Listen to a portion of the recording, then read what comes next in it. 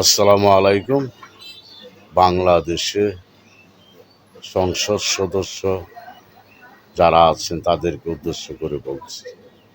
জামাতের এক সংসদ সদস্য সে বলতেছে যে বৈশাখী অনুষ্ঠান নাকি নামাজ রোজার মতনই কর্তব্য।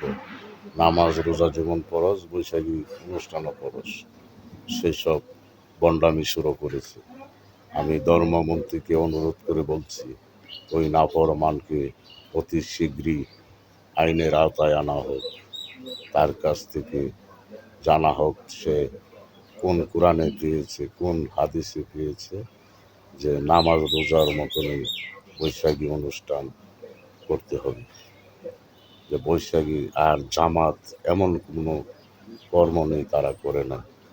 তাদের সাথে আপনারা যারা সংসদ সদস্য আছেন তাল মিলাবেন না। যে কোনো গান বাজনা, নাটক, বিভিন্ন ধরনের নাচ বাংলাদেশে হইতে পারবে না, এসব কথা বলবেন না। গান বাজনা, নাটক যদি না হয় তাহলে স্কুল কলেজে যে অনুষ্ঠান হয় সেখানে কি ডোলবাদ্য বাজানো হয় না, গান হয় নাই, নাচে নাই? এসব কথা বলবেন না যারা বলেন।